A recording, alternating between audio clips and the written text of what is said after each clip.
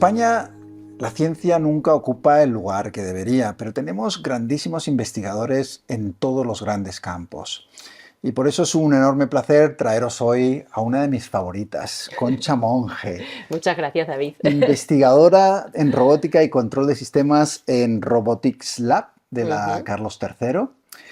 Y lo primero que hay que decir es que nosotros nos vimos hace 5 años, pre-COVID, justo antes de Pre-COVID. que aquello cambiara todo, Ujú. y estuvimos en una charla. Han pasado 5 años y en robótica, que es tu Uf, campo, 5 años es mucho son tiempo, muchos ¿no? años, sí, sí, sí. Entonces, cuéntame por empezar un poco, ¿qué ha pasado en estos 5 años que te ha impresionado a ti en cuanto a robótica? Pues mira, sí, hace 5 años en algunas entrevistas me preguntaban cosas y en mis respuestas yo siempre decía, eso no lo voy a ver, eso no va a pasar en el tiempo que me queda a mí de vida. Y ha Y en pasado. 5 años, ahora ya no puedo decir eso no lo voy a ver. Esto es fundamentalmente lo que ha pasado. Quizás no hayan pasado grandes cosas, pero sí que la curva de evolución de esas tecnologías es tan sumamente alta, tan rápida, que me hace pensar que sí que puedo en los próximos años, en la próxima década, en las próximas 2 décadas, ver cosas que antes pensaba que de aquí a 40 años no iba a ver, ¿no? Claro, porque hay mucho en robótica, y tú eres una de las mejores especialistas. Se habla siempre un poco del futuro Mm. inalcanzable, ¿no? Y los robots un día van a estar en nuestros hogares y vamos a ser compañía y van a ser incluso parejas sentimentales. Y de repente vemos en conferencias, en lugares que se presentan robots que precisamente ofrecen esas cosas. Y de hecho, Elon Musk presentaba el otro día Optimus, creo que se llama, Sí. con intención de comercializarlo y de que podamos ya tener un robot en casa Mm. no voy a decir un aspecto humano, pero sí con algunas funciones de ese tipo. Muy androide, sí. Es cierto, esto ha pasado, ¿no? El robot por excelencia, el que tenemos en el imaginario, por las películas, por la literatura, es el humanoide. Es el más complejo de conseguir, porque un humanoide, como nos pasa a los humanos, es un sistema inestable. Nosotros caminamos continuamente en el desequilibrio, damos un paso para equilibrar el anterior y el siguiente para equilibrar el anterior, ¿no?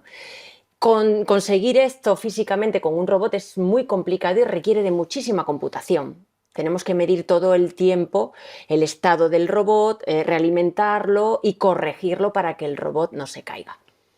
Esto antes costaba mucho más hacerlo que ahora. Primero, pues porque a nivel hardware los procesadores que se desarrollan, ¿no? Y que se embeben dentro del robot son mucho más avanzados, mucho más potentes, tienen unas memorias mucho mayores, podemos almacenar muchos más datos con los que podemos jugar. Y luego la inteligencia artificial, que ahora, pues claro, es la que hace realmente inteligente a los robots. Esa inteligencia artificial nos permite sacar modelos perfectos de la caminata del robot, por ejemplo, de cómo el robot está interaccionando con el entorno y cómo debe corregir esa interacción para no caerse, entre otras muchas cosas. Es decir, que a nivel tanto hardware como software, la tecnología ha avanzado muchísimo y si la dedicamos al robot humanoide, el robot humanoide se ha convertido en un posible, muy posible. Y en poquitos años, hoy todavía no, hoy marzo, no, no todavía, pero en unos poquitos años yo sí creo que es posible pensar en tener un prototipo de robot humanoide en casa, muy fiable, muy robusto, que no se caiga y que si se cae se levante, pese a que es un entorno de muchísima incertidumbre, muy dinámico, donde las cosas se mueven, donde hay que subir y bajar escaleras, donde de repente hay agua en el suelo y se puede resbalar. Y que hagan tareas que ahora mismo no nos apetece hacer a muchos de nosotros. Yo recuerdo que cuando hablamos la última vez, hablamos de Teo, que es un robot que has desarrollado con tu equipo en la Universidad Carlos III, que ya entonces sabía planchar. Eso a mí me vendría genial, pero ¿qué ha pasado con Teo en estos años, desde que lo abandonamos? ¿En qué situación está? Mira, Teo yo creo que es una muestra de lo que pasa en la robótica actual hoy en día. Teo es un prototipo de humanoide que en su momento se diseñó con una serie de restricciones y de equipo mecánico, ¿no? Una serie de articulaciones, un diseño, etcétera, ¿no? Esto ha envejecido mal, su cuerpo ha envejecido muy mal. Esas articulaciones pues tienen una vida útil, pues imagínate el tobillo del robot humanoide que tiene que soportar todo el peso del cuerpo, que además es muy crítico porque está en el punto donde gran parte del equilibrio del robot se consigue desde la actuación en el tobillo. Cuando esas articulaciones, que son motores, son motorcitos que se mueven, que giran, cuando esas articulaciones se van deteriorando, pues el robot termina caminando malamente. ¿Qué ocurre? Que tú en el momento en que quieres mejorar el cuerpo del robot, te ves obligada a reemplazar esas articulaciones por otras. Pero eso implica que a lo mejor las nuevas que están en el mercado pues son más pequeñitas, son más potentes, más rápidas, pero más pequeñitas, y te obliga a rediseñar entero al robot. No es quitar una y poner otra. Es Tienes que como cuando empezar de te cero. ponen una prótesis, tiene que ser a tu tamaño, ¿no? Tiene que encajar en ti. Y ya no encaja y no puedes hacer un apaño mecánico para que encaje.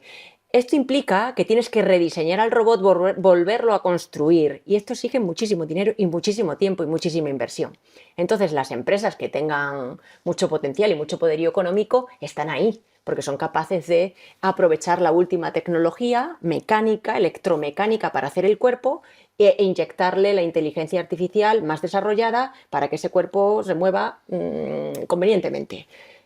En la universidad esto nos cuesta más porque nos nutrimos fundamentalmente de proyectos, de convocatorias competitivas, nacionales, internacionales, y los fondos son limitados y hay mucha competencia. Ojalá tuviéramos unos fondos ilimitados para poder desarrollar los robots de forma competitiva como lo hacen los demás, porque somos muy buenos, no es que lo diga yo, somos muy buenos en España, se hacen cosas excelentes. Lo que ocurre es que la financiación es muy crítica, es muy inestable, y somos muy sensibles a eso. En el momento que falla o que los fondos ya no es que se corten, es que sean pocos, es imposible competir. Esto pasa mucho en la ciencia en España, ¿no? Que somos muy competitivos en cuanto al talento de las personas y nos ocurren dos cosas. Una, que mucha gente se va fuera y ese talento lo perdemos, y los que se quedan muchas veces tienen que trabajar en precario. Y claro, competir en un mundo como este, tan caro como es el de la robótica y la inteligencia artificial, pues es difícil, ¿no? Si no te dan los medios. Pero bueno, también me imagino que gracias a eso tenéis que usar la imaginación, buscaros la vida Absolutamente. y tratar bueno, de suplir con el talento y con el trabajo y con el esfuerzo esa falta de cultura un poco que hay de inversión en ciencia en nuestro país. Es verdad, es así. Al final, con la financiación que tienes que apañarte para conseguir los objetivos, porque el proyecto te lo han dado con una serie de fondos y tienes que conseguir los objetivos. Y es cierto que te ayuda a agudizar un poco el ingenio, no tener tantísimos recursos, y tienes que saberlos gestionar mucho mejor. Si yo me puedo comprar 10 tipos de motores para ver cuál es el que mejor le puede servir a mi humanoide, pues bueno, pero si solo puedo comprar 2, pues ya me preocuparé de buscar la mejor manera de elegir el mejor de ellos, ¿no? Y no errar en la decisión. Y nos pasa mucho, por ejemplo, que cuando nuestros doctorandos salen fuera y van a los laboratorios de fuera, laboratorios muy potentes fuera y dentro de Europa, realmente nos damos cuenta de que somos muy competitivos. Es que ellos también alucinan del trabajo que hacemos en España. Y de hecho luego llaman y preguntan, oye, aquel doctorando que vino, ¿cómo le va? Que yo le saco el contrato y lo invito a quedarse en mi laboratorio. Y esto nos pasa. Ya, y probablemente con sueldos Claro, mucho mayores. nada, no podemos competir. Ni en sueldos ni en estabilidad. Y tampoco le puedes pedir a un chaval No, claro que no. que se quede aquí Claro que simplemente no. por amor al Sí. arte, ¿no? Y es normal querer también expandirse y salir fuera. Es bueno, hay que Es salir. bueno, La pena es que si quisieras volver no pudieras, ¿no? ya. Pero bueno, hay que salir y por suerte también eso es una vía de trabajo. Entonces, tenemos a Teo, nuestro querido robot medio jubilado. Está medio jubileta. De hecho, bueno, ahora lo estamos remodelando, pero esto exige reconstruirlo prácticamente, ¿no? Y fíjate qué bonito, porque estamos pensando en hacer un robot humanoide blando, no rígido, Qué con bueno. una columna vertebral tipo ET, Ah, sí. A mí se me ocurre que fuera así, ¿no? Todavía no lo Sí que, sabemos, estamos pensando, claro estamos que dándole vueltas. ET claro, aunque es un extraterrestre, es muy entrañable. Es muy entrañable. Entonces, el Y muy hacer, achuchable y muy seguro porque es claro, blandito. y eso en los robots sería fantástico, porque siempre provocan, son un poco fríos, ¿no? Y provocan un poco incluso de temor por Mm, todas estas películas de sí. Terminator y demás, de ciencia ficción. Y entonces, claro, vuestro objetivo es acercar más, me imagino, a las personas con los robots. La función principal de estos robots es que sean asistenciales, que asistan. No queremos dejarlos solos trabajando haciendo cosas, como pasa con los industriales que están en una celda, aunque cada vez más salen de las celdas. Ahora ya se habla de los cobots, robots colaborativos, interaccionan en el mismo espacio con el usuario, con el empleado, la empleada que está en planta haciendo algo en la fábrica, con muchísima seguridad, ¿no? Estamos dando ese salto. Pero los robots que nosotros desarrollamos en el laboratorio son asistenciales, y esto significa que están pensados para interaccionar con los humanos, para ayudarles si tienen algún problema motor, por ejemplo, o incluso cognitivo también. Entonces, por un lado, esa interacción tiene que ser segura. Y esa seguridad en parte se basa en que la estructura del robot sea lo más blandita y flexible Lo posible. más humana Lo más, casi. bueno, sí, lo más humana, pero aunque tuviera una morfología que no fuera humana, podría ser un animalito, ¿no? Pero el hecho es que si te golpea o tú le golpeas, pues absorba ese impacto gracias a los materiales blandos y sea más seguro. El robot también sufre cuando se golpea. A nosotros nos duele, pero el robot ese impacto puede romper su estructura o incluso desestabilizarlo y hacer que se caiga. Entonces no queremos robots rígidos o absolutamente rígidos, y sí lo podemos evitar. Y luego, por otro lado, los materiales blandos tienen una característica, y es que se deforman mucho. Y en esa deformación jugamos con esto, en deformarlos para mover, para ofrecerle al robot una expresión corporal, un lenguaje no verbal. Y gracias a esto, gracias a estos materiales blandos, ese rango de movilidad del robot es mucho mayor que si fuera rígido. Con motorcitos que se mueven así, rotando así, asado en distintos ejes, eso es más limitado. Con un eslabón tipo columna vertebral que, actuando con tendones, soy capaz de doblar, puedo alcanzar muchos más movimientos, vamos a llamarlo así. Y ahí vamos, queremos robots mucho más adaptables al entorno, mucho más seguros y más versátiles desde el punto de vista de su posicionamiento, de su alcance a las distintas posiciones a las que tiene que llegar para asistir a esas personas. Las posibilidades son increíbles, Increíbles. porque en España, por ejemplo, una población envejecida que dentro de unos años va a necesitar muchísima asistencia. Yo en mis viajes a Japón ya he visto en algunas residencias robots que están interactuando con ancianos que están en las residencias. Y es una posibilidad incluso para la crisis de soledad que tenemos en este país, ¿no? El poder tener una compañía que a lo mejor no es tan perfecta como la de tener, no sé, a alguien con quien compartes la vida por enamoramiento, pero que sí que también en esas residencias en Japón he visto que hay un acompañamiento. ¿Cómo ves tú ese futuro en el cual estos robots nos pueden ayudar en el día a día? Por ejemplo, a personas mayores, también a niños, no sé si en el cuidado, en la vigilancia de los niños. Hay tantas y tantas cosas que podríamos imaginar. Muchas. Evidentemente es algo en lo que se está trabajando y hay fondos para ese tipo de iniciativas. La robótica para el acompañamiento a las personas mayores. O sea, hay Ya, grandes inversores que están ya sí, apostando porque esto va a ser sí, así. por supuesto, sí. Y fíjate que yo creo que hay algo que ha facilitado, que pueda facilitar enormemente, que ese robot que va a acompañar a las personas mayores con distintas incluso patologías o enfermedades cognitivas o deterioros cognitivos, hay algo que los va a hacer realmente útiles y robustos y funcionales, porque hasta ahora cuesta más. Ahora mismo pues existen pocos robots comerciales que no aburran tarde o temprano a la persona que interacciona con ellos, pero yo creo que la aparición de la inteligencia artificial va a ayudar mucho en eso. Pues porque ya no se trata solo de que el robot nos diga nos recuerde, te toca tomarte la pastilla, llama a tu hijo o incluso que haga de interlocutor o de interfaz para que en una llamada, ¿no? A través del robot hablemos con nuestros familiares. Eso ya lo hace el móvil de alguna manera, ¿no? Aquí la gracia es que estos robots van a tener, ya la empiezan a tener, van a tener la capacidad de comprender.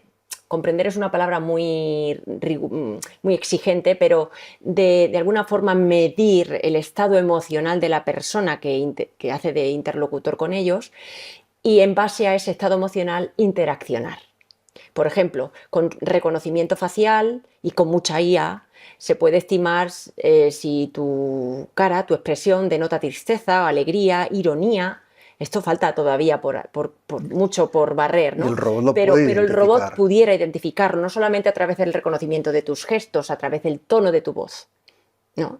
Entonces, esto hasta hace nada era casi inviable, pero ahora somos capaces de, a partir del estudio de esos parámetros, cómo estoy entonando, cómo estoy gesticulando, cómo estoy incluso moviendo las manos, y cómo se diferencia eso de una experiencia pasada que el robot va registrando y de la que va aprendiendo, ¿no? Cómo se diferencia eso de lo que he aprendido y tú puedes determinar que hay un cambio del estado de ánimo de esa persona y probar distintas maneras de acercamiento ante distintos estados de ánimo e ir aprendiendo. Oye, pues resulta que David cuando está triste, cuando yo le he propuesto este tipo de juegos, por ejemplo, pues ha reaccionado y ha mostrado una sonrisa y vas perpetuando ese tipo, ¿no? de comportamientos con el robot y tarde o temprano pues resulta, oye, que te viene bien, ¿no? Si el robot lo hace bien, claro, evidentemente. Y gracias a la IA podemos acercarnos más a esos robots inteligentes que, bueno, algo parecido a lo que un humano podría hacer, son capaces de mostrar una cierta empatía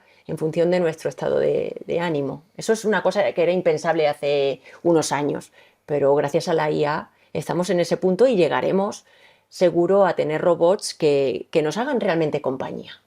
Que no pensemos que efectivamente es algo como que, bueno, pues le pregunta-respuesta sin ningún tipo Claro, de conexión más allá de eso, es ¿no? lo que decíamos al principio de lo que pensábamos que era ciencia ficción hace muy pocos años, empieza a vislumbrarse como una realidad. En el caso de la inteligencia artificial,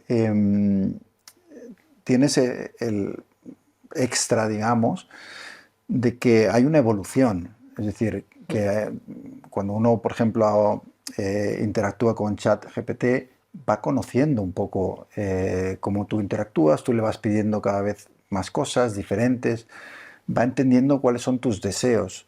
Y, y todo esto incorporado a la robótica va a hacer, me imagino, que esa integración de los robots en nuestra vida diaria sea pues, cada vez mayor, ¿no?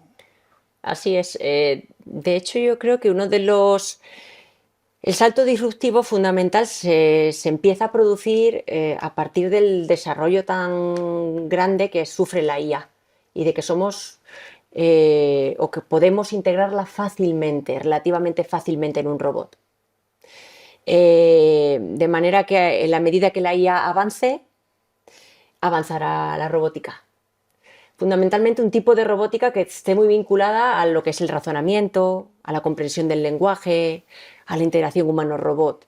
Otra cosa es que hay robots que más allá de sentarse, vamos a llamarlo así, a dialogar con el humano, tienen en su función que caminar, moverse, desplazar una carga de un sitio a otro. Ahí ya interviene el cuerpo.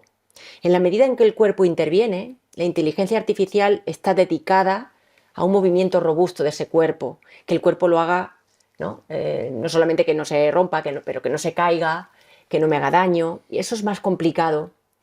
Es como los humanos, al final nos pasa parecido. Lo primero que casi que nos empieza a fallar es el cuerpo. La edad, ¿dónde la empezamos a notar antes? En que me duele la cadera, me duele el pie, o no. Bueno, pues es algo parecido. El cuerpo al final del robot es ahora mismo lo que impide que, por ejemplo, tengamos humanoides funcionando perfectamente en la calle.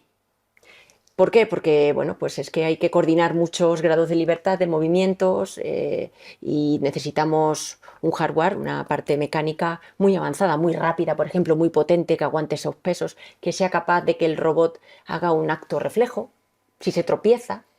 Todavía no es suficientemente rápida esa tecnología, esos motores no giran tan rápido, no pueden soportar tantísima carga sin ser motores muy grandes, con lo cual al final todavía tenemos robots que son relativamente grandes, que pesan, esto implica que consumen más energía, las baterías hoy en día también son un cuello de botella.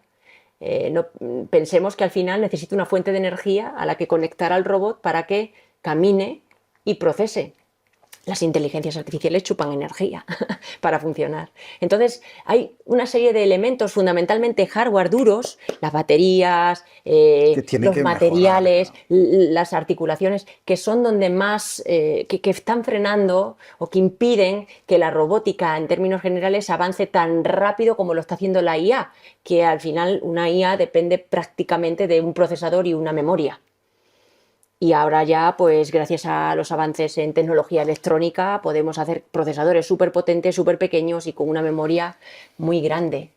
El otro día unos inversores me presentaron un proyecto en el cual están creando avatares de autores conocidos y lo que hacían y me ofrecían a mí era coger toda la información de todas las entrevistas que he dado, todos los artículos y libros que he escrito, reunir toda esa inteligencia.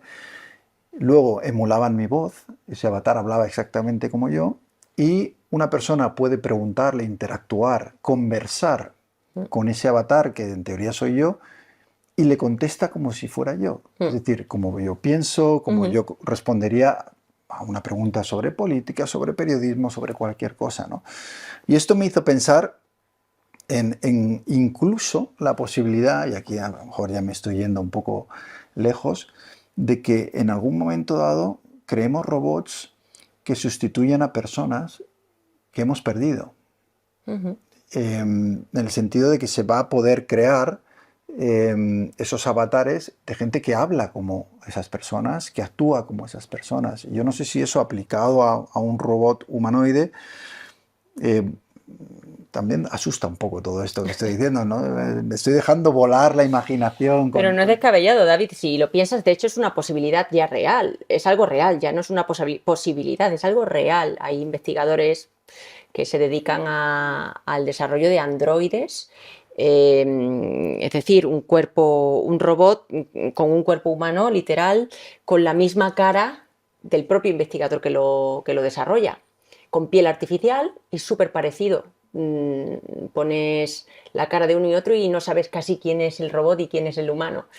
Y gesticula igual y demás. Luego ya la parte de inteligencia de interacción, pues voy a decir una barbaridad, pero en el fondo pones ahí un chat GPT Mm. que procese lo que dices o lo que le preguntas y te da la respuesta. Eso que te han dicho a ti que hace tu avatar en el ordenador, bueno, pues te lo llevas fuera con una cara que sea capaz de gesticular, un mechatronics en el fondo. Esto es algo que es muy interesante, ¿no? Pero es como soy capaz de mover un montón, una malla de motorcitos que conforman mi cara y gracias a ese movimiento gesticula esa piel artificial. Pero consigo con una serie de patrones de movimiento asimilar mucho esa expresión a la del humano, a la de esa persona concreta.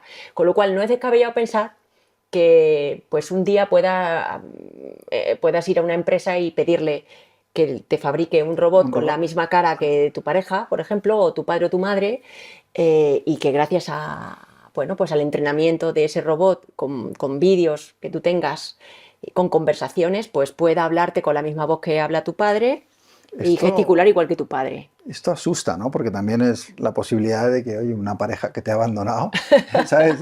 Estás y dices, bueno, tú me has dejado, pero voy a crear un robot y además le voy a quitar los defectos, lo que no me gustaba de Sí, ti, sí. ¿no? Y esto, además, lo veo también posible porque el otro día en el New York Times leí una historia de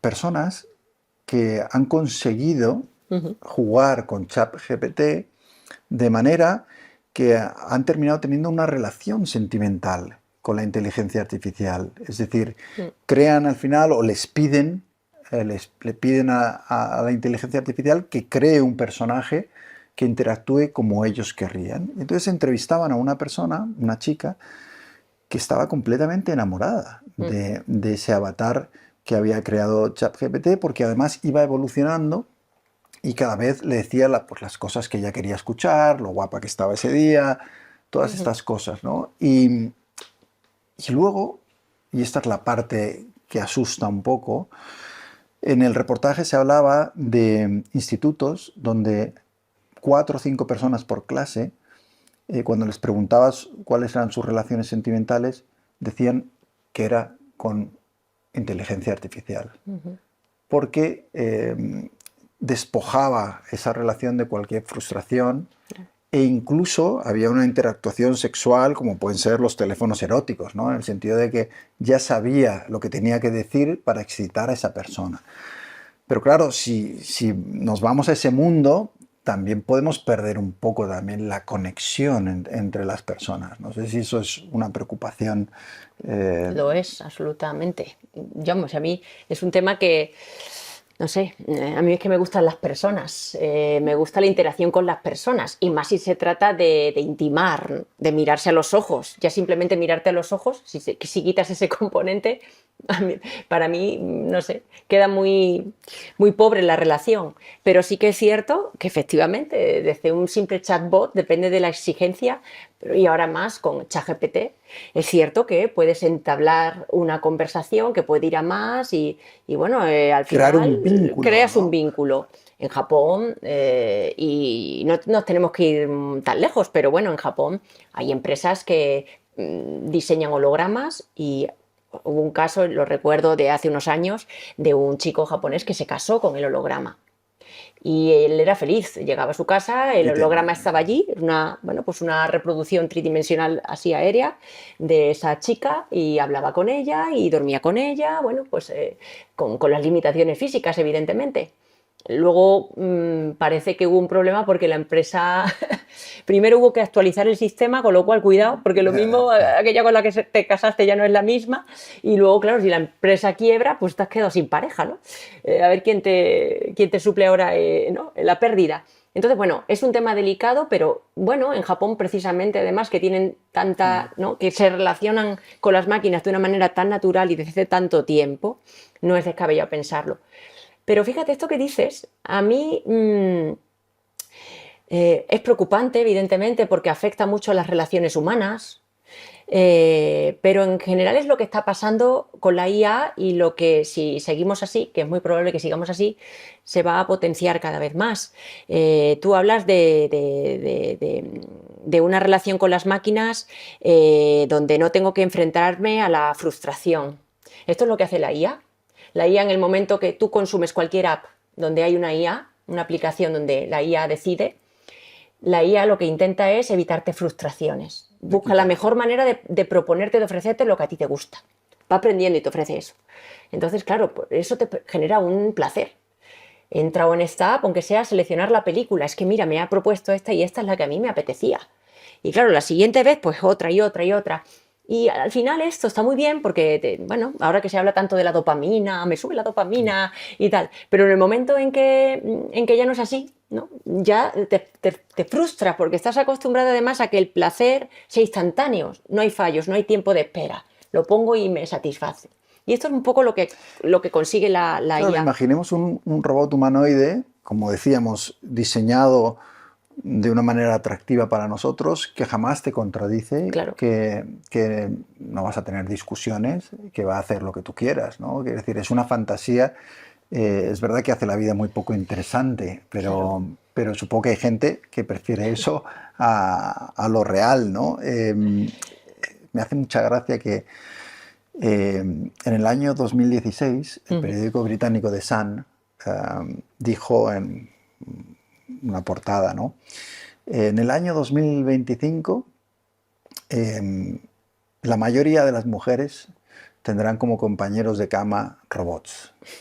Han pasado 10 años, estamos en el 25 y evidentemente eso no ha ocurrido, ¿no? O sea, quiere decir que muchas de estas predicciones son un poco de, no sé si llamarlo cuñadismo robótico, ¿no? Mm. Algo así como Sí, son titulares fáciles, ¿no? que en Que nos hacen robótica pensar. son Sí, muy comunes, ¿no? sí, son comunes. Pero fíjate, hablando de esto, yo tengo mis serias dudas de que efectivamente esto de no tenernos que enfrentar a la frustración o que haga yo el robot perfecto, que no me exija a mí, que haga lo que yo quiera, yo creo que a la larga no estoy tan convencida de que eso vaya a ser bueno.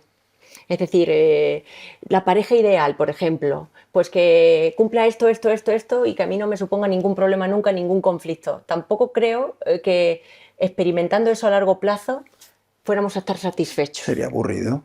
Podría ser aburrido o tener otras consecuencias.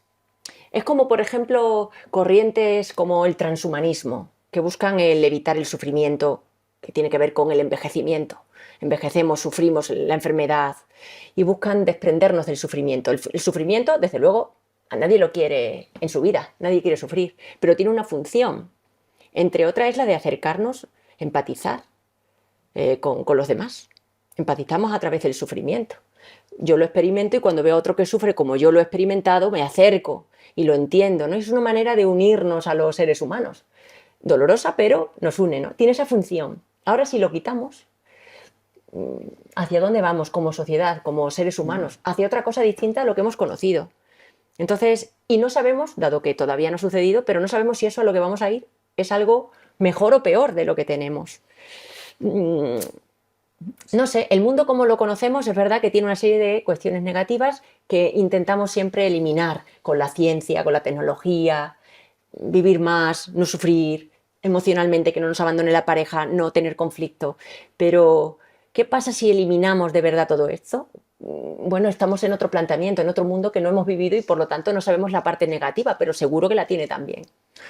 Esto pasa mucho con la tecnología, ¿no? Que inventamos cosas que bien utilizadas tienen un beneficio y cuando están en las manos equivocadas, pues lo tienen malo, ¿no? La energía nuclear, por ejemplo, puede ser buena para dar energía y puede ayudar a fabricar bombas que pueden destruir el mundo. Entonces, yo no sé hasta qué punto una persona como tú que trabaja en una tecnología como la robótica, ¿qué peso tiene la ética en vuestro trabajo a la hora de plantearos los avances que vais logrando y considerar cuáles pueden ser los perjuicios?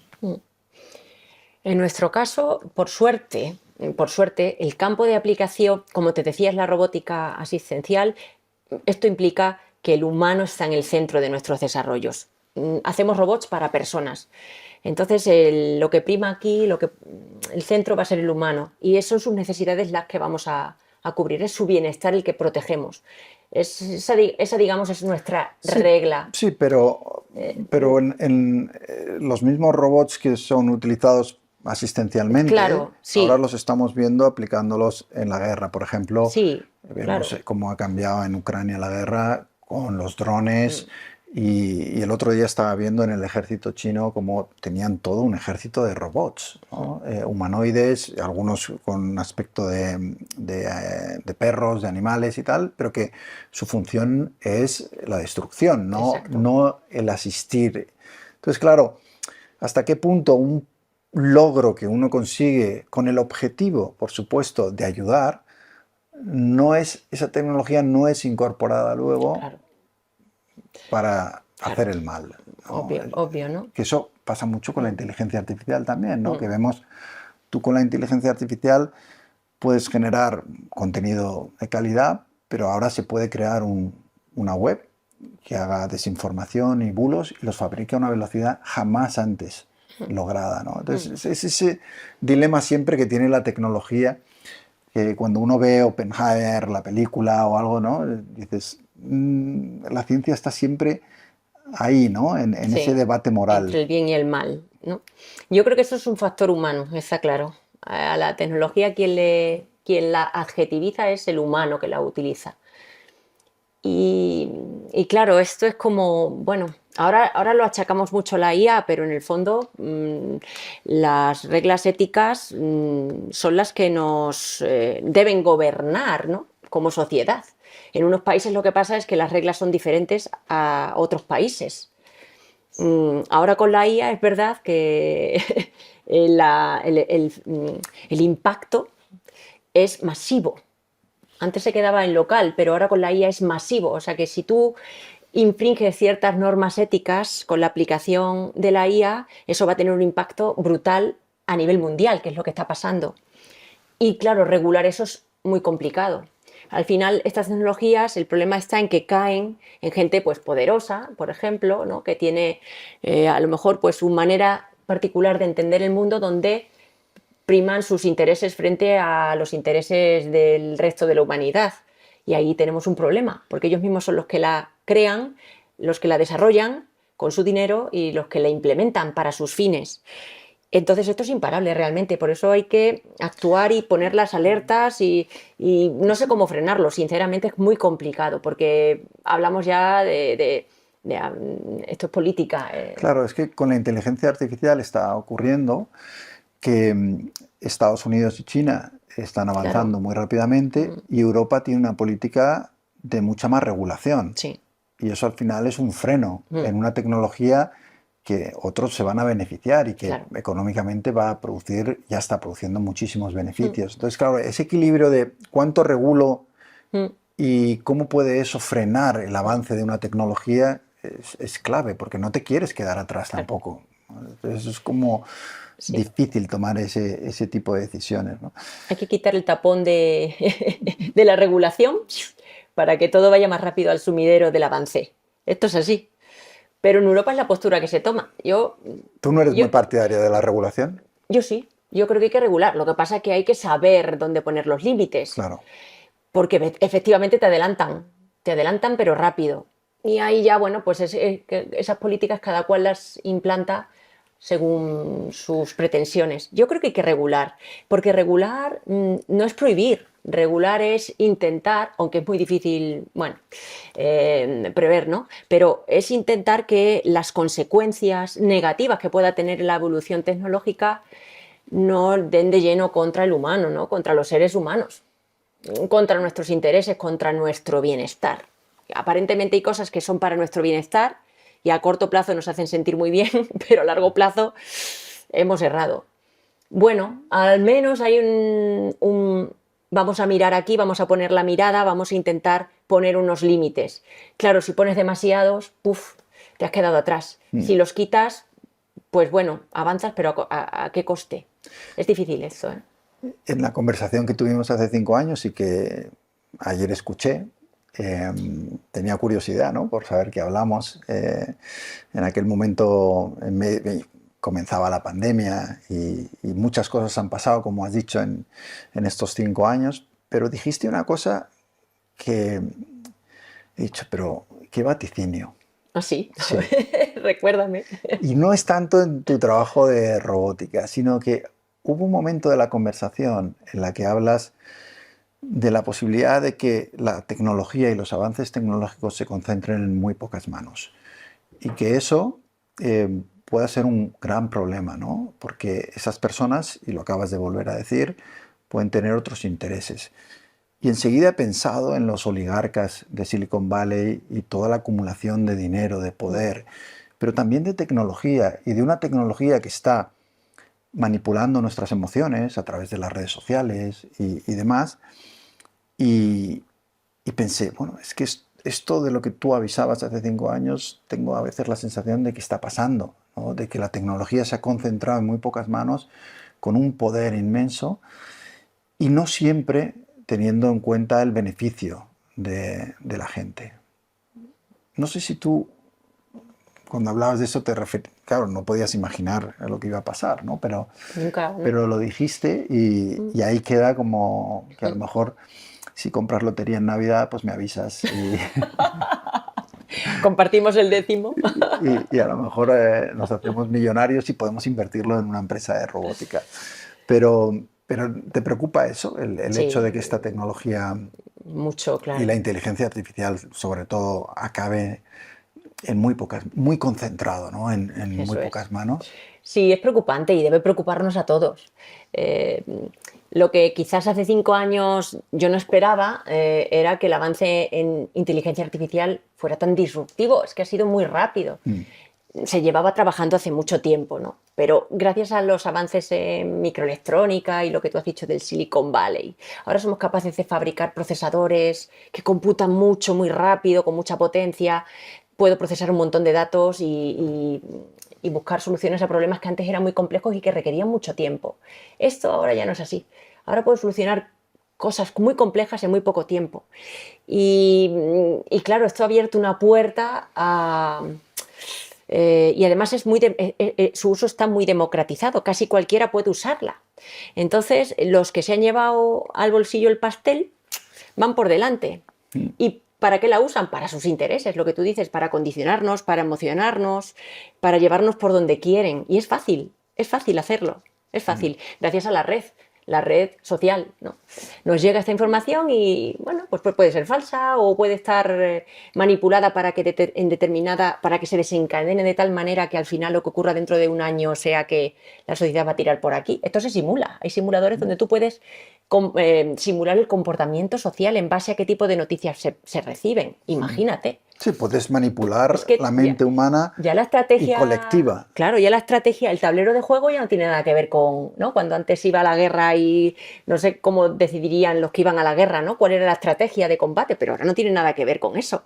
Ahora tú tienes ahí, pues, un simulador donde tú puedes simular estrategias de qué hacer con la información, a quién se la haces llegar, de qué manera, cómo impacta, pruebas y la propia simulación te dice, oye, pues prueba esto, que esto es lo más eficiente para lo que tú quieres. Y resulta que haces eso y resulta que dentro de un año o dos tienes a la sociedad comiendo de la mano que tú querías. Esto es así, es tan peligroso como esto. Entonces debemos preocuparnos. Porque en el fondo para lo que se aplica es para el beneficio propio, De un grupo económico, pequeño de del gente. poder de los que controlan fundamentalmente esta tecnología.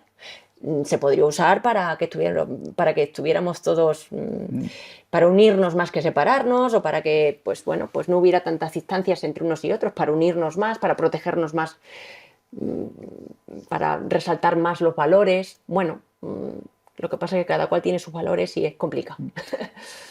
Otra preocupación grande con respecto a la robótica que tiene mucha gente y también la inteligencia artificial es cómo puede esa tecnología reemplazar los puestos de trabajo de las personas, ¿no? Y tú antes mencionabas en esa evolución de los robots, y yo estaba viendo antes también una empresa americana que ya está vendiendo robots que trabajan en distribución, Sí. y cómo están sustituyendo ya a personas que antes tenían esos trabajos. Por otra parte, es verdad que también pueden ahorrar trabajos de riesgo, por ejemplo, de minería, no sé si en el futuro bomberos y demás, pero va a tener un impacto en los trabajos que tiene la gente. Y yo no sé si estamos preparados o si esta tecnología está avanzando mucho más rápido de lo que nosotros estamos evolucionando el mercado laboral para adaptarnos. Puede ocurrir que haya un desbalance, un desnivel. Yo diría que, claro, esto me lo preguntas hace unos años y te diría, bueno, pero ahora es cierto Ahora que sí. el avance de la IA, fundamentalmente, permite hacer muchas tareas que antes eran potestad exclusiva de los humanos. Antes pensábamos, es que un escritor, bueno, yo creo que sigue siendo insustituible, pero ahora mismo, pues ChatGPT te puede escribir una novela.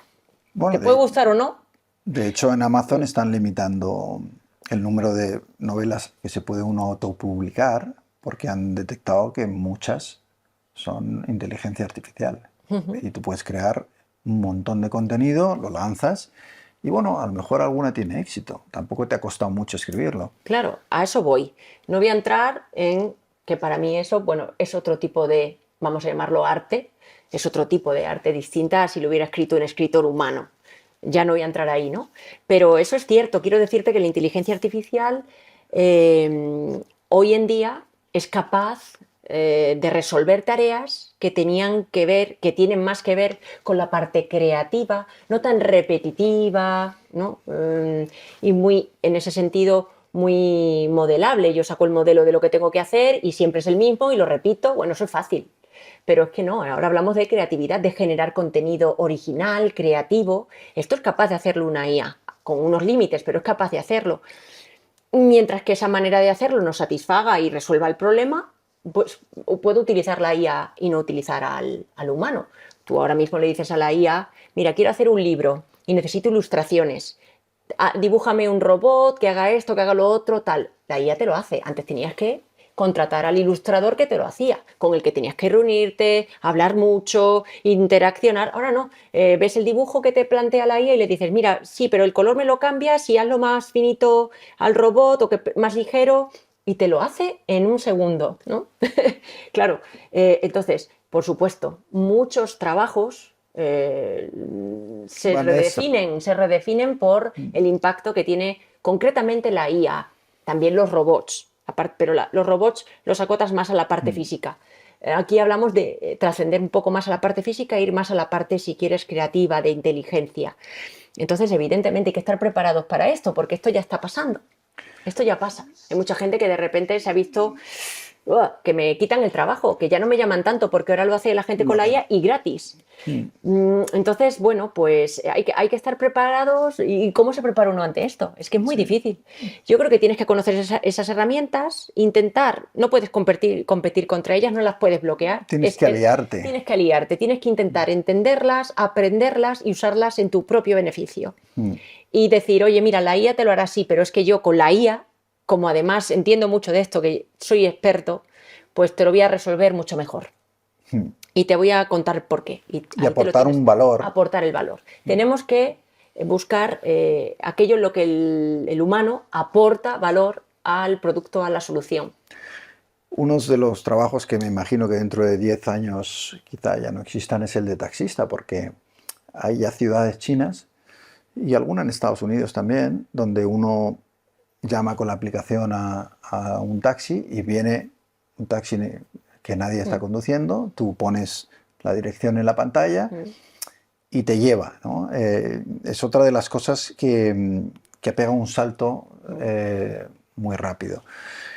Pero hay un debate que es interesante sobre hasta qué punto un robot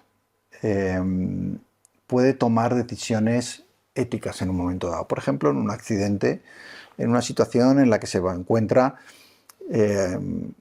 una disyuntiva, que es a lo mejor atropellar a un señor de 80 años o que está en un lado de la calzada, o si toma el desvío a un niño de 3 años, ¿no?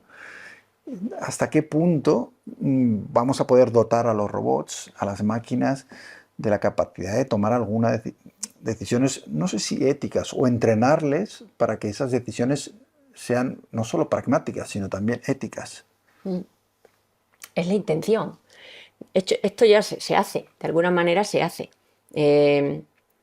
Cuando dotas al coche de un sistema de percepción tan avanzado que es capaz de saber que lo que tiene delante, si es un niño, si es un adulto, si es un muro, bueno, pues tú ante esa capacidad de percepción además otorgas a la máquina de una capacidad de decisión.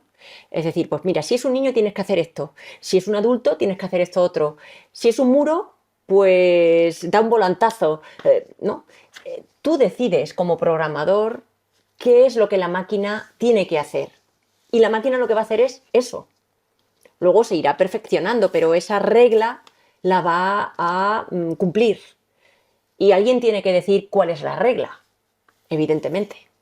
Y lo ideal sería que el fabricante te diga cuál es la regla. Que si tú te compras el coche, sepas que si está en riesgo tu vida como conductor y la de un niño, pues te va a poner en riesgo a ti. Va a dar el volantazo, a lo mejor chocándose contra un muro que también ha podido divisar, pero ha prevalecido la vida del niño frente a la tuya. Y esa es una decisión que el programador impone. Alguien tiene que decidirlo. La máquina es bastante tonta. A la máquina yo le digo qué es lo que tiene que hacer. La tengo que dotar de un sistema de percepción que no falle para bueno, que realmente eso fuera un niño y no que fuera una pelota, porque entonces me he chocado yo contra el muro por no desinflar una pelota. Pero la decisión la toma el programador. Luego la máquina la va a ejecutar. Entonces, ahí volvemos a lo de siempre. Las reglas las impone el humano. ¿No? Para mí, ¿qué priorizo en la vida? Y yo creo que de alguna manera el ser humano hace esto cuando se enfrenta a un accidente. Yo, por suerte, no lo he vivido, pero aunque sean muy rápidos los accidentes, yo creo que pasa muy rápido por tu cabeza cuando es un niño, cuando es a lo mejor un anciano, que gires, ¿no? Que gires, que evites. A lo mejor en ese giro te has puesto tú en riesgo porque viene un coche por detrás y te arrolla, o porque te has salido de la carretera y te caes por un barranco. Pero de alguna forma instintiva nosotros evitamos hacer el daño, lo evitamos hacer. Y eso implica que los perjudicados principales somos nosotros mismos, porque no sabemos las consecuencias de dar el volantazo. Las consecuencias que hemos tenido muy presente en nuestra ecuación es que esas personas no les va a pasar nada, las hemos protegido. Entonces, de alguna manera es enfrentarse a analizar estas reglas de comportamiento y éticas y decir, pues estas son las que implanto en el robot. Puede haber un fabricante que diga, mira, pase lo que pase, tú eres el centro como conductor y ya da igual qué pase alrededor, que por todas mis decisiones van a ir orientadas a que tú guardes tu vida. Bueno, pues habrá gente que prefiera eso y compre esa marca de coche. El problema va a estar en si los fabricantes nos van a dar esa información y qué vamos a decidir nosotros. ¿Tú estás convencida de que el impacto de la robótica va a ser positivo en la sociedad? A mí me gusta pensar que sí. Me gusta pensar que sí, pero también tengo claro que va a haber bueno, pues, desarrollos de la robótica llevados a sacar partido a ciertas cosas, a ciertas cuestiones, a base de perjudicar a una gran parte de la humanidad. Eso también estoy muy convencida, ya lo vemos. Entonces, bueno, pero yo quiero pensar que la tecnología que nos rodea hoy en día, en la vida cotidiana, ha venido a hacernos un bien. Por ejemplo, piensa en los robots quirúrgicos. Están haciendo cosas increíbles. Es una increíbles. maravilla. Es que hay gente que, si no fuera por esto, se queda en la sala del quirófano. Y esto es una realidad. Y es que hace nada no teníamos a esos robots y ahora sí. Estirparte un riñón y al día siguiente estar en casa, literal. Yo lo he vivido en casa con mi padre. O bueno, mi madre, que se ha operado de una prótesis de rodilla y la recuperación ha sido impresionante. La calidad de vida es tremenda. Bueno, yo quiero pensar que esto es una cara muy bonita de la robótica en este caso y es sumamente beneficiosa. De hecho, hay en la robótica, entre las aplicaciones más increíbles, ¿no? Y que están beneficiando también, por ejemplo, a niños que han quedado inválidos y hay esqueletos ahora que están ayudando también en eso, a la movilidad. Sí, la verdad es que, como siempre en la historia, ¿no? Va a haber unas utilidades muy positivas y habrá gente que habrá que frenar, como sea, que querrá utilizarlo negativamente. ¿Qué lleva a una niña de Badajoz como tú a escoger ¿no? a sentir esta pasión por los robots? ¿De dónde te viene? Yo creo que me han escogido a mí, de verdad te lo digo. Yo cuando era pequeña, mi padre ha sido toda su vida profesor de formación profesional en electrónica, fundamentalmente, también en la rama de electricidad, y en casa siempre había destripadas teles y radios. Él hacía radio, montaba incluso emisoras con sus alumnos y sonaban y todo, y a mí eso me parecía súper interesante. Digo, he crecido rodeada de eso y me gustaba mucho la radio, un aparato que le das a botones y suena. Siempre me ha gustado mucho esto. También tuve mi primer ordenador personal y descubrí que podías programar y hacer dibujitos en la pantalla. Era algo que me fascinó y lo fui descubriendo, y de forma natural terminé haciendo una ingeniería. Pero yo nunca pensé que me fuera a dedicar a la robótica. Hace 48 años ya que en mi edad, bueno, hace un poquito menos, pues 45, 46 años, no se hablaba de la robótica como se habla hoy, ¿no? Pero la vida me llevó en mi tesis doctoral a trabajar con un pequeño robot elástico, así blando, una varilla elástica que transportaba una carga. Y resulta que ese trabajo, que nunca pensé que fuera, bueno, pues a lo mejor particularmente especial, me abrió las puertas a llegar a la Universidad Carlos III, porque allí hacían robótica. Entonces, pues digo, me apetece dar el salto a Madrid y ver qué pasa, ¿no? Y ahí descubrí este mundo de la robótica. y empecé a trabajar y bueno, pues ahora es a lo que me dedico. Eh, Mm, Yo creo que en mi caso particularmente no te podría decir que lo tuviera clarísimo desde el principio, ya te digo que no, yo estuve tentada a dedicarme al mundo de la música, me gustaba mucho el piano, empecé a estudiar piano, luego lo descarté, me encantaba la filología inglesa, luego pensé, pues esto de la música y esto del inglés lo puedo aprender yo de forma más autodidacta con algún profe, voy a estudiar una ingeniería y me voy a centrar en esto y que esto creo que me interesa, ¿no?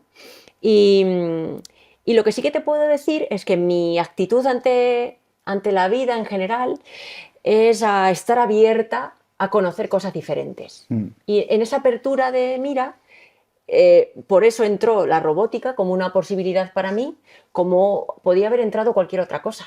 La robótica llegó, me encontró, me gustó y me quedé.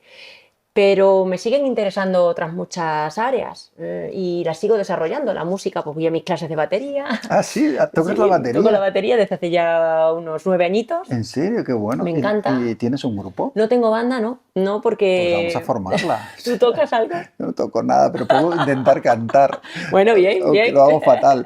Pero bueno, oye, juntamos a 3 o 4, no sé. O Sí, sea, sí, sí. digo, Sí, eso es lo que me dice el profe todo el para no rato. desaprovechar el Claro que talento. sí, claro que sí. Pero a lo mejor puedes crear la primera banda de robots, donde, no Qué sé, rollo, muy rollo, eso es un rollo, rollo. ¿no? Es curioso porque no pega la batería con la imagen que uno tiene de los ingenieros y de las ingenieras, ¿no? Pero No, bueno, pero la música está muy relacionada sí, con la ingeniería, mucho, sí, con las matemáticas concretamente. Es verdad, es una disciplina que parece como muy alejada, es más artística, a lo mejor creativa, a priori, de lo, ¿no? Que pueda ser una ingeniería, pero es que en general las ingenierías son muy creativas mm, y al final se asimilan y se asemejan, se acercan mucho a áreas creativas como pueda ser la música. otra cosa que haces es formar a futuras ingenieras, ingenieros Mm, y, y gente que también trabajará en el campo de la sí. robótica. ¿Y cómo ves a esa generación? Bueno, a mí me encanta. Yo si me preguntas de qué parte de mi trabajo disfruto más, es yendo al aula. Yo voy a un aula con mis estudiantes. Hoy he tenido mi clase de 9 a 11 y yo es que disfruto, porque digo, esto que les voy a contar a mí me gusta, me parece que sirve. Entonces intento transmitirles esa pasión y oye, que si aprendéis esto, os va a servir para esto y para esto y para esto. Y desde ese punto, sí, yo creo que conecto mucho más con los alumnos, porque me lo dicen y yo lo percibo, ellos luego rellenan encuestas y te dicen, me ha gustado. Y claro, te sientes como, jolín, pues esto lo he transmitido y a lo mejor a esta persona le he descubierto este campo y puede ser un gran profesional en el campo, ¿no? Para mí eso es muy reconfortable y me enorgullece el poder contribuir así en lo social. ¿Siguen siendo los chicos mayoría en las ingenierías? Depende de en cuál sí. Ingenierías como por ejemplo la ingeniería mecánica, la ingeniería industrial, incluso la informática que oscila mucho, depende del momento, hay más o menos chicas, pero siempre menos que chicos, pues esas son más masculinas. Pero luego, por ejemplo, la bioingeniería tiene una componente, yo creo que estamos muy igualados ahí, o incluso la ingeniería aeroespacial. Yo creo que en el momento en que la ingeniería se entiende como una herramienta transformadora de lo social, tú me dices, ¿para qué vale la bioingeniería? Mira, con la bioingeniería pues puedes hacer pieles artificiales y una persona que ha sufrido una quemadura, le puedes salvar la vida y le puedes hacer la vida Eso más, atrae a más las fácil. mujeres, Sí. porque es Sí, verdad que las porque mujeres tienen está demostrado, hay estudios científicos que te dicen esto, que las mujeres o estadísticos más bien. quieren tener un impacto Sí, directo de sí, beneficio en las personas. sí, por cómo un poco hemos evolucionado, ¿no? Las mujeres históricamente hacia el cuidado de lo que nos rodeaba, de nuestras familias, de nuestros hijos, de los maridos, de los padres. Entonces, es ahí donde nos movemos bien, porque es donde se nos ha educado. Y yo creo que también hay una componente que no es educativa, que es verdad que pues, nos gusta cuidar en general, ¿no? También a los hombres. A mí esto de decir hombres y mujeres no me gusta un pelo, pero es cierto que es un rasgo del género. Entonces, cuando identificamos en qué puede impactar una ingeniería en lo social, ahí creo que nos enganchamos más a ese tipo de ingenierías. Bueno, Por eso, por ejemplo, las ciencias en general, la ciencia, no la ingeniería, la ciencia está copada de mujeres. Y hay mucha ciencia en la medicina, en la biología, hay muchas mujeres. bueno, pues espero que sigas inspirando a las nuevas generaciones. Espero ver al nuevo Teo rediseñado. Y yo creo que nos volveremos a ver en 5 años para Venga, ver qué se ha cumplido de todo de lo que todo esto. hemos contado. Madre mía. Pero va todo tan rápido que no me extrañaría que todo quedara viejo en un año o dos, Total. ¿no? Ha sido un enorme placer. Muchas Igualmente, David, gracias. muchas gracias por invitarme. Y a vosotros, bueno, gracias por estar al otro lado, como siempre. Y nos vemos en la próxima. No os olvidéis de suscribiros al canal. Un abrazo.